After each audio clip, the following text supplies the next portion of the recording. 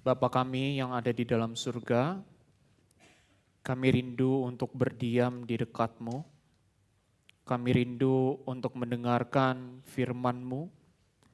Kami rindu untuk mengerti pesan yang Engkau akan sampaikan kepada kami. Maka biarlah Roh Kudus memimpin kami di dalam pemberitaan firman ini, dari awal sampai dengan akhirnya, dan arahkanlah hati dan pikiran kami agar kami boleh tertuju kepadamu. Dan sembunyikanlah hamba-Mu ini di balik salib-Mu, agar hanya nama Tuhan yang sekali lagi dipermuliakan. Di dalam nama Tuhan Yesus kami telah berdoa. Amin. Selamat siang Bapak Ibu Saudara. Siang ini kita akan sama-sama belajar tentang Thanksgiving. Kita akan melihat bagaimana Thanksgiving itu sebenarnya bukan berbicara tentang kita kumpul bersama dengan teman-teman, dengan orang-orang terdekat dalam keluarga kita, lingkungan pergaulan kita, lalu kita makan sama-sama. Tapi nantinya kita akan belajar bersama-sama bagaimana Thanksgiving itu punya signifikan yang begitu besar dalam hidup kita. Karena itu mari kita baca Mazmur 100 ayatnya yang ketiga sampai dengan yang kelima. Mazmur pasalnya 100 ayatnya yang ketiga sampai dengan yang kelima. Karena hanya 3 ayat saja saya mengajak Bapak Ibu Saudara, mari kita baca bersama-sama ayat yang ketiga sampai dengan yang kelima ini. Mazmur 100 ayatnya yang ketiga sampai dengan yang kelima. Pada hitungan ketiga kita baca ayat yang ketiga. 1, 2, 3. Ketahuilah bahwa Tuhanlah Allah, Dialah yang menjadikan kita dan punya Dialah kita, umatnya dan kawanan domba gembalaannya. Masuklah melalui pintu gerbangnya dengan nyanyian syukur, ke dalam pelatarannya dengan puji-pujian. Bersyukurlah kepadanya dan pujilah namanya. Sebab Tuhan itu baik, kasih setianya untuk selama-lamanya dan kesetiaannya tetap turun-temurun. Sedemikian jauh pembacaan kita pada siang ini. Bapak Ibu Saudara, di dalam dunia kerja kita mengenal ada satu budaya yang mengajarkan kita untuk kita memberikan sebuah apresiasi kepada klien kita. Dan budaya ini sudah diterapkan di beberapa tempat kerja dengan satu harapan agar para klien itu bisa merasa senang, agar para klien itu bisa merasa nyaman. Karena kalau para klien itu bisa merasa senang, para klien itu bisa merasa nyaman, ada satu kemungkinan besar di mana mereka akan terus bekerja sama dengan tempat kerja yang bersangkutan atau akan mengadakan yang namanya kerjasama lebih lanjut untuk menghasilkan keuntungan kepada dua belah pihak, baik itu kepada kliennya atau kepada tempat kerja itu sendiri. Misalnya contoh paling sederhananya adalah bank. Bagi Bapak Ibu Saudara yang sudah menjadi nasabah prioritas atau bagi kita yang mungkin bekerja di bank, kita tahu bahwa budaya apresiasi ini diimplementasikan di dalam satu program yang kita kenal sebagai program loyalty. Karena di dalam program loyalty itu kita akan memberikan berbagai macam keuntungan sebagai bentuk apresiasi kita kepada para klien atau dalam hal ini bagi para nasabah yang sudah setia menggunakan jasa satu bank tertentu. Siapa yang tidak senang Bapak Ibu Saudara kalau misalnya kita sudah setia menggunakan bank tersebut, lalu tiba-tiba bank itu mengatakan kalau Bapak Ibu Saudara pergi ke sini, Bapak Ibu Saudara bisa dapat diskon dengan menggunakan kartu ini. Atau misalnya Bapak Ibu Saudara sudah pakai kredit begitu banyak, terkumpul poin begitu banyak, nanti poinnya bisa ditukar. Sebagai bentuk apa? Apresiasi juga. Karena Bapak Ibu Saudara setia menggunakan jasa bank tersebut. Siapa yang gak senang? Pasti semuanya senang. Bapak Ibu Saudara, ternyata kalau kita melihat ke dalam perkembangan sejarahnya dunia, budaya seperti ini yang diimplementasikan di dalam dunia kerja kita hari ini, itu sangat dipengaruhi oleh satu hubungan yang disebut Patron-Client Network. Apa itu Patron-Client Network? Ini adalah sebuah hubungan yang secara sederhananya hubungan timbal balik. Kata kuncinya itu ada pada kata timbal balik antara yang disebut nantinya sebagai penolong dan yang nantinya akan disebut sebagai penerima bantuan.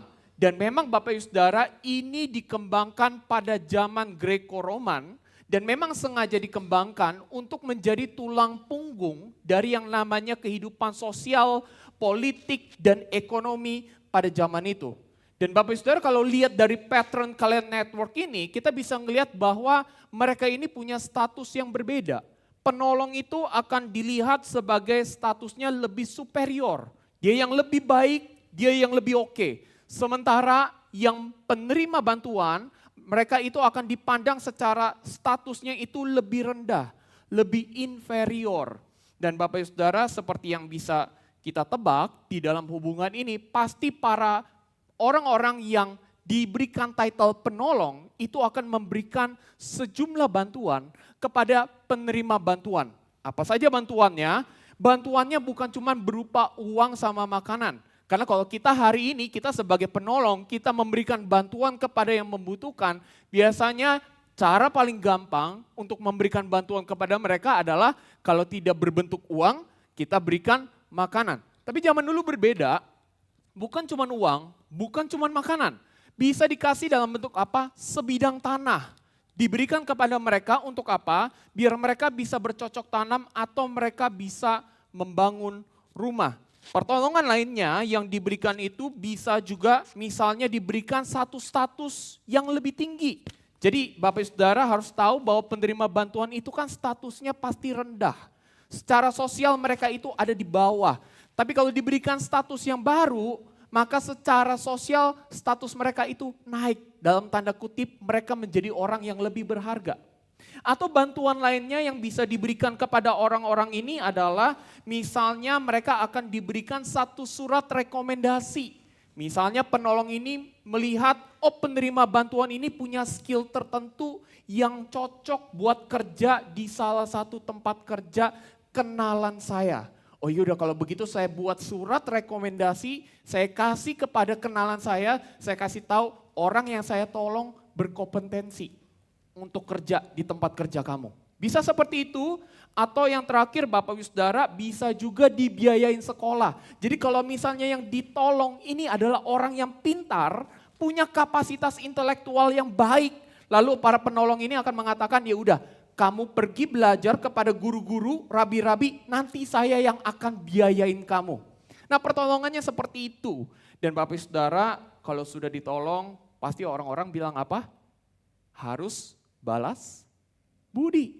Jadi orang-orang yang sudah ditolong, mereka itu dituntut dengan satu kewajiban, kamu harus mengucap syukur kepada yang sudah menolong kamu. Caranya gimana? Ternyata caranya Bapak Ibu Saudara di zaman Greco-Roman itu, mereka bisa membalas budi kepada penolong mereka dengan cara mereka turun ke lapangan, ketemu dengan orang-orang di sekitar mereka, dan orang-orang di sekitar mereka itu harus tahu bahwa penolong mereka itu adalah si A. Si A ini sudah tolong saya, orangnya itu baik dan seterusnya. Jadi dengan kata lain memuji-muji si penolong itu di depan umum. Misalnya kalau saya sebagai orang yang ditolong oleh Lause Filemon, maka saya harus memuji-muji Lause Filemon itu di depan Bapak Ibu Saudara. Jadi Bapak Ibu Saudara harus tahu bahwa penolong saya itu adalah Lause Filemon. Fun fact-nya apa? Bahwa pattern client network ini bukan hanya diimplementasikan antara hubungan manusia dengan sesamanya, tapi diterapkan juga kepada manusia dengan dewa mereka. Jadi Bapak Ibu Saudara, dewa mereka itu akan dianggap sebagai penolong mereka, statusnya lebih tinggi dari mereka. Dan karena sudah ditolong, sudah diberikan, kalau kita bahasa orang Kristen tuh anugerah dalam hidup ini, maka sudah sepantasnya bagi mereka, mereka harus mengucap syukur, membalas budi kepada dewa mereka. Tapi Bapak Ibu Saudara, ternyata rasa syukur yang mereka berikan itu tidak benar-benar keluar dari hati mereka yang bersyukur. Kenapa? Karena di dalam satu buku tentang Thanksgiving, diekspos oleh David Powell, mereka itu memang yang namanya bisa bersyukur, bisa nggak? Bisa. Mereka bisa membalas budi nggak? Bisa. Tapi tujuannya mereka membalas budi, bersyukur itu sebenarnya adalah agar berkat-berkat yang sudah mereka terima itu jangan berhenti. Harus lanjut terus, harus berjalan terus dalam kehidupan mereka. Jadi tidak boleh sampai yang namanya berkatnya itu stop atau berhenti. Berarti dengan kata lain, Bapak Ibu Saudara, rasa syukur yang diberikan dari Patron Client Network ini sebenarnya adalah rasa syukur yang sifatnya transaksional.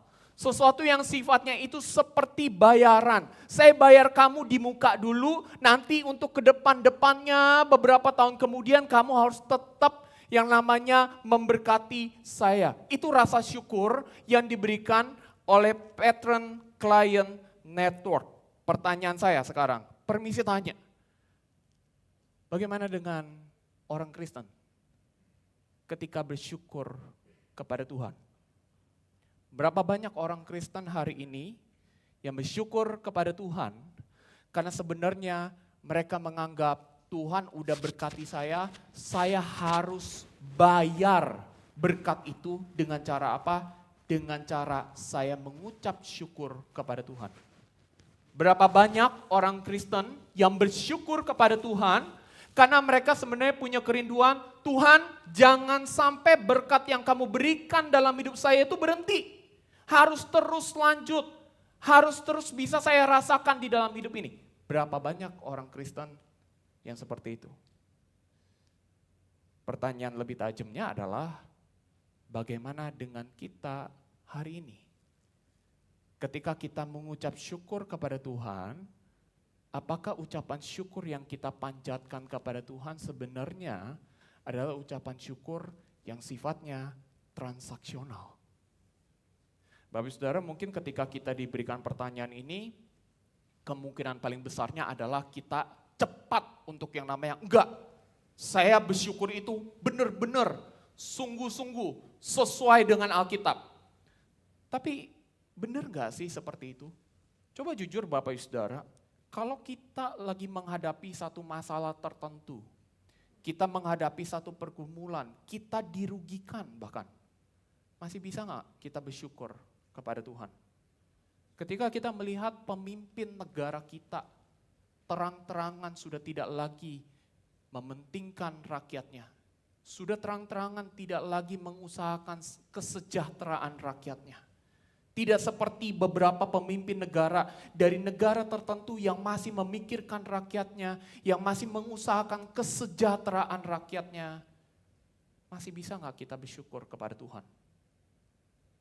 Ketika kita hidup bergereja, kita memberikan seluruh waktu, tenaga, hati kita, cinta kita untuk gereja, tetapi ternyata di dalam gereja terjadi gesekan, terjadi hal-hal yang membuat kita kecewa, yang membuat kita sakit hati.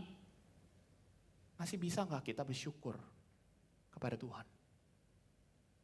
Ketika kita hidup di dalam keluarga kita memberikan yang terbaik, kita mengusahakan yang terbaik buat keluarga kita kerja banting tulang mati-matian, baik itu mungkin di kantor kita, atau mungkin di dalam bisnis pribadi kita, atau mungkin bahkan sebagai ibu rumah tangga yang selalu mengatur rumah agar terlihat rapi, tidak ada masalah, tapi ternyata usaha kerja keras kita tidak dimengerti, sehingga pada akhirnya kita kurang dihargai.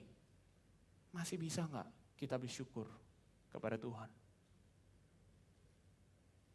Bapak Saudara, kalau dari semua pertanyaan tadi kita bilang, nggak mungkin lah, mana mungkin saya bisa bersyukur sama Tuhan kalau kondisinya kayak begitu. Atau mungkin kita berpikir, ya ngapain gue bersyukur sama Tuhan kalau Tuhan aja izinin kejadian kayak begitu terjadi dalam hidup gue. Bapak Saudara, ada kemungkinan besar ucapan syukur yang kita lakukan itu adalah ucapan syukur yang masih bersifat transaksional. Dan jelas Bapak Ibu Saudara, ucapan syukur ini berbeda atau tidak sesuai dengan apa yang diajarkan di dalam Mazmur 100. Karena justru Bapak Ibu Saudara, di dalam Mazmur 100, ucapan syukur yang diajarkan oleh pemazmur itu adalah ucapan syukur yang bertujuan untuk memberi makan atau memberikan nutrisi kepada jiwa kita. kepada jiwa setiap kita yang ada di ruangan ini. Itu adalah fungsi daripada ucapan syukur. Nah Bapak Ibu Saudara, dari mana kita bisa tahu tentang hal ini? Bapak Ibu Saudara, kita bisa tahu ketika pemazmur itu mengajak seluruh orang Israel untuk berfokus kepada Tuhan. Dan hal ini bisa kita lihat dari struktur Mazmur 100 sendiri, yang dimana bentukannya itu pada akhirnya seperti sandwich. Karena di ayat 1 sampai 2 dan juga ayat 4 sampai dengan yang kelima itu menjadi seperti sebuah roti yang mengapit daging yang ada di tengah, dan daging itu adalah ayat 3. Dan di sana pemazmur itu menuliskan di ayatnya yang ketiga, ketahuilah bahwa Tuhanlah Allah.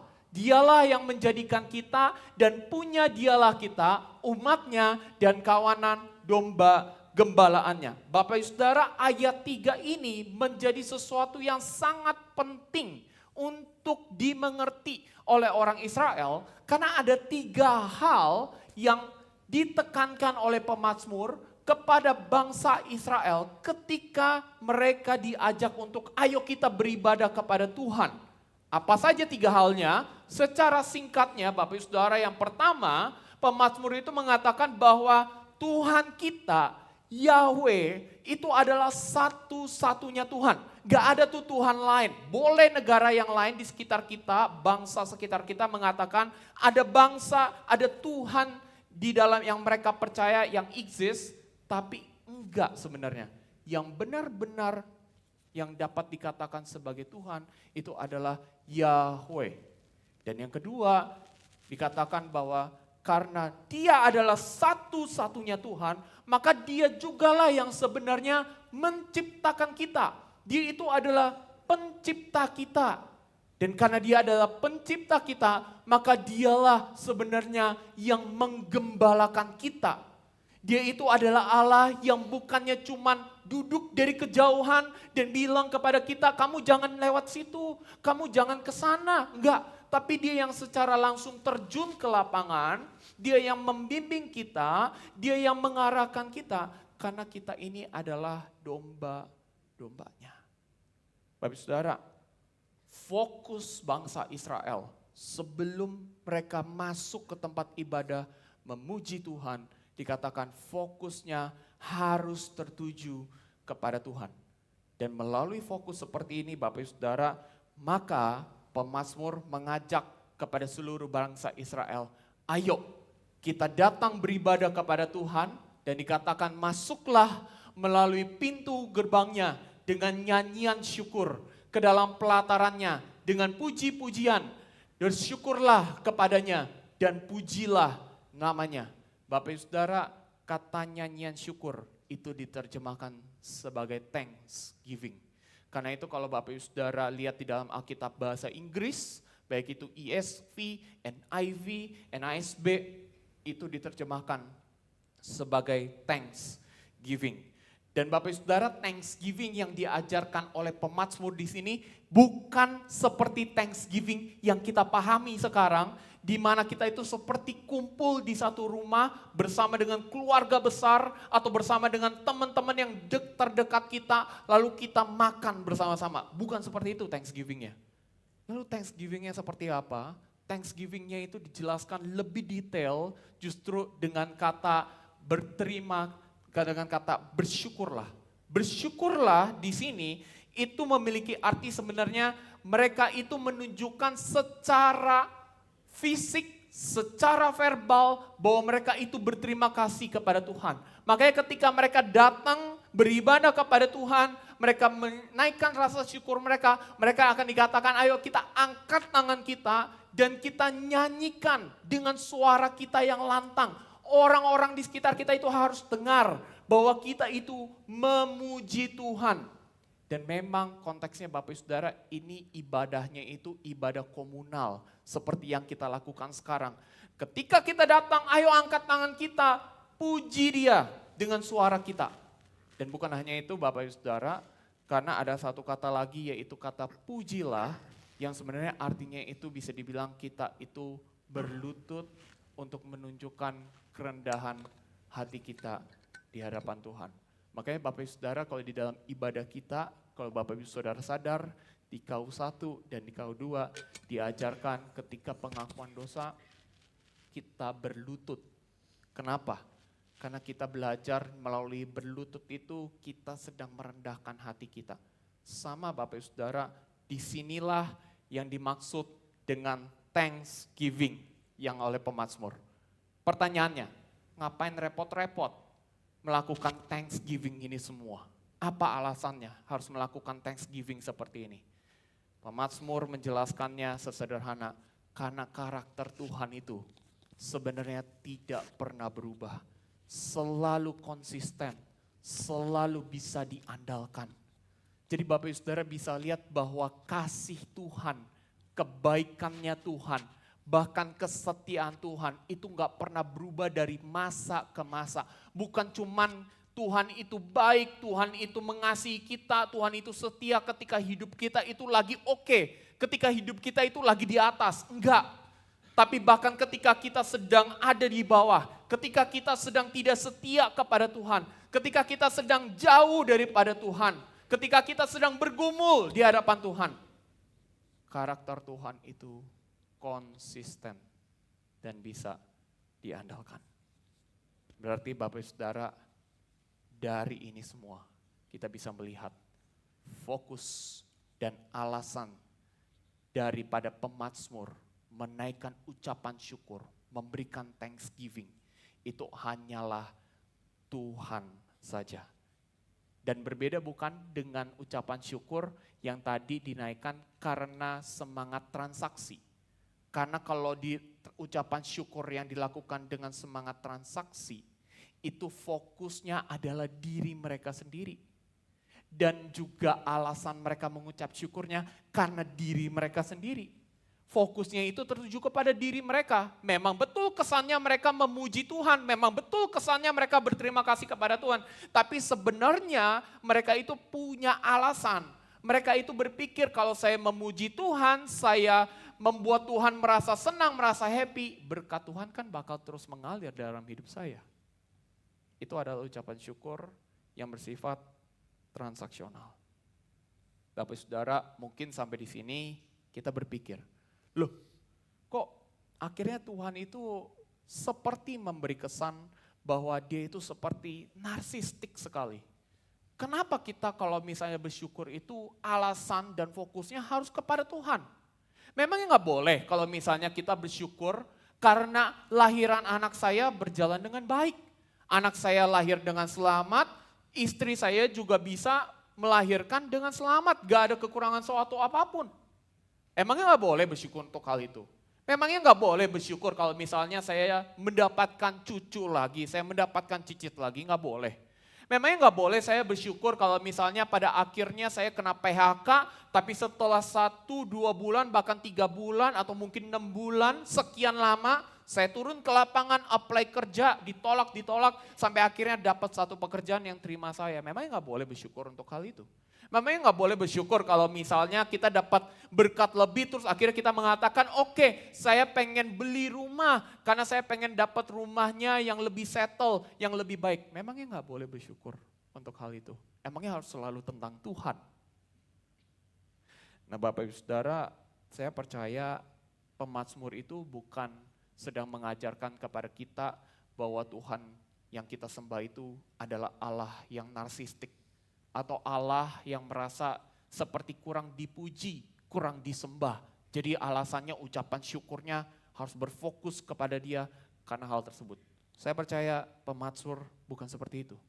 Tapi alasannya justru karena ucapan syukur yang seperti inilah yang memberikan nutrisi atau makanan bagi jiwa kita. Bapak Ibu Saudara jangan lupa Mazmur 100 ini sebenarnya dibuat pada zaman pasca pembuangan. Yang artinya Mazmur 100 ini dibuat oleh salah satu orang Israel yang sudah berada di zaman setelah mereka keluar daripada pembuangan. Tapi Bapak Ibu Saudara jangan lupa sekalipun mereka keluar daripada pembuangan, tapi masa yang tidak mudah itu, masa yang dimana mereka itu penuh dengan keputusasaan, masa di mana mereka itu sulit untuk melihat adanya harapan, itu meninggalkan luka yang mendalam kepada jiwa mereka. Karena kondisi yang sulit itu sebenarnya bukan hanya menyerang fisik kita. Kondisi yang sulit itu bukan hanya menyerang mental kita. Tapi kondisi yang sulit itu sebenarnya sedang mengguncang jiwa kita. Karena itu Paul David Tripp di dalam satu buku yang namanya Suffering. Dia itu mengatakan penderitaan itu bukan hanya menyerang keadaan hidup kita. Enggak. Tapi dia mengatakan bahwa itu mengguncang, itu melukai jiwa kita.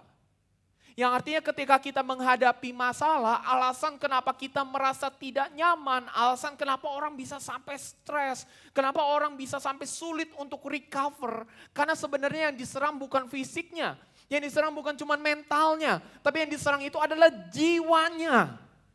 Dan itulah yang terjadi kepada bangsa Israel. Dan karena itu Bapak Ibu Saudara, akhirnya dengan mengetahui hal ini, maka pemazmur mengatakan, ayo kita datang kepada Tuhan, kita mengucap syukur kepada Tuhan. Karena ketika fokus dan alasan kita mengucap syukur itu tertuju kepada Tuhan, maka itu bisa mengobati jiwa kita yang resah, yang terluka itu. Nah Bapak Saudara, mungkin kita pikir gimana caranya tuh, cara kerjanya. Mengucap syukur kepada Tuhan tapi jiwa kita itu seperti dipulihkan. Kita tahu dari mana? Nah Bapak Saudara, saya pikir hal ini diberikan satu penerangan yang baik dari James Bryan Smith, The Good and Beautiful You. Dia bilang apa yang sebenarnya dirindukan oleh jiwa saya, yaitu jiwa kita juga Bapak Ibu Saudara, itu adalah yang transcendent. Apa itu yang transcendent? Yang transcendent itu berarti sesuatu yang berada di atas, sesuatu yang dikatakan melampaui hal-hal yang bersifat materi dan dunia fisik. Yang jiwa kita rindukan sesungguhnya itu adalah hal-hal yang rohani. Dan bukankah begitu indahnya pemazmur mengajarkan satu ucapan syukur yang bukan berfokus kepada hal-hal material di dalam dunia ini, tetapi yang mengajarkan untuk alasan kita mengucap syukur, fokus kita mengucap syukur itu tertuju kepada Tuhan. Tuhan kita itu adalah sumber yang transcendent. Dan ketika kita mengarahkan fokus kita kepada Tuhan, alasan bersyukur kita adalah kepada Tuhan, maka disitulah sebenarnya jiwa kita sedang dipulihkan. Jiwa kita itu sedang diberi makan, diberikan nutrisi yang memang dibutuhkan. Sehingga Bapak Ibu Saudara, pertanyaannya pada siang ini bukan saya ingin menanyakan apakah Bapak Ibu Saudara sudah belajar mengucap syukur sesuai dengan firman Tuhan. Tapi pertanyaan saya adalah, kapan terakhir kali Bapak Ibu Saudara memberi makan atau nutrisi kepada jiwa Bapak Ibu Saudara dengan mengucap syukur kepada Tuhan?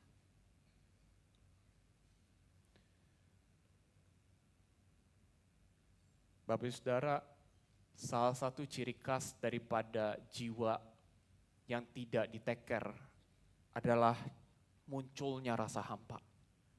Nggak peduli berapa banyak pekerjaan yang kita punya, nggak peduli berapa banyak uang yang kita punya, nggak peduli berapa banyak properti yang kita punya, nggak peduli berapa banyak anak, cucu, cicit yang kita punya, nggak peduli mau kita dapat suami yang ganteng, suami yang baik, istri yang cantik, istri yang skillful, atau istri yang baik dan lain sebagainya. Tidak peduli itu semua. Itu semua tidak akan pernah bisa yang namanya mengisi kekosongan jiwa kita. Karena kalau itu bisa mengisi kekosongan jiwa kita, bukankah seharusnya berita-berita seperti bunuh diri yang dilakukan oleh para artis atau orang lain tidak akan pernah muncul? Tapi kenapa selalu kita bisa menemukan orang-orang yang hidupnya berlimpah dengan harta kekayaan, orang yang hidupnya terkesannya itu nyaman, tapi justru mereka berakhir dengan cara bunuh diri? Jiwa kita ketika tidak diteker itu akan merasakan hampa. Dan kehampaan itu akan semakin terasa, semakin tidak bisa dihindarkan ketika ada masalah itu datang dalam hidup kita. Dan masalah itu akan seperti seekor singa yang mencengkram, yang mencabik-cabik mangsanya. sampai mangsanya mengeluarkan segala cara, melakukan berbagai cara untuk bisa bertahan hidup, tapi dia tidak bisa. Dan di dalam kondisi seperti itu dia akan baru sadar, dia nggak bisa menghindari kematian yang ada di depan matanya.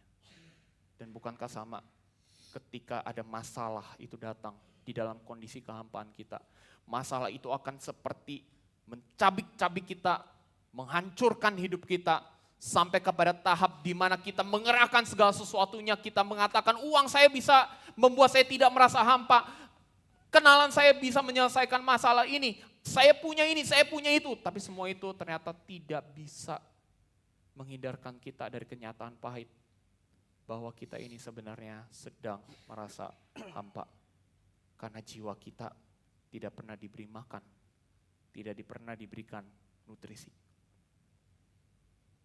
Bapak Ibu Saudara, apakah itu kondisimu hari ini? Apakah jiwamu merana? Apakah jiwamu merasa kosong hari ini? Senin sampai Sabtu, Senin sampai Jumat kerja, Minggu libur. Begitu terus, kumpulin uang, menikah, punya anak, punya cucu, tapi hidup terasa kosong. Itukah kondisimu hari ini? Bapak Ibu Saudara, kalau itu adalah kondisi kita, Tuhan mengundang kita, ayo balik. Ayo belajar bersyukur kepada Tuhan. Menaikkan thanksgiving yang fokus dan alasannya itu tertuju kepada Tuhan. Karena dengan demikian, barulah jiwa kita menemukan ketenangan. Barulah jiwa kita mendapatkan nutrisi, mendapatkan makanan yang seharusnya didapatkan. Mari kita sama-sama berdoa. Kita mohon Tuhan yang memimpin. Bapa kami yang ada di dalam surga, kami sama-sama datang kepadamu, memohon kiranya Engkau memampukan kami untuk bisa menaikkan thanksgiving yang benar di hadapan Tuhan. Thanksgiving bukan cuma berbicara soal kumpul, makan, have fun bareng, tapi Thanksgiving itu sebenarnya bicara tentang hubungan antara kami dengan Engkau. Bagaimana kami juga memberikan makan kepada jiwa kami yang resah. Dan Tuhan, kami bersyukur karena melalui firman ini kami juga seperti dipersiapkan untuk menyambut akan kedatangan Tuhan. Karena kami seakan-akan diberitahu bahwa yang transenden itu sekarang sudah turun ke dalam dunia. Sudah membuat dirinya bisa diakses. Sudah membuat dirinya bisa dijumpai oleh setiap orang yang berdosa, termasuk setiap kami. Maka ajarkan kami Tuhan agar kami lekat kepadamu. Ajarkan kami Tuhan agar kami boleh terus memelihara jiwa kami melalui ucapan syukur kepada Tuhan. Ini doa kami Tuhan, di dalam nama-Mu kami berdoa. Amin. Ini atau lihat kan?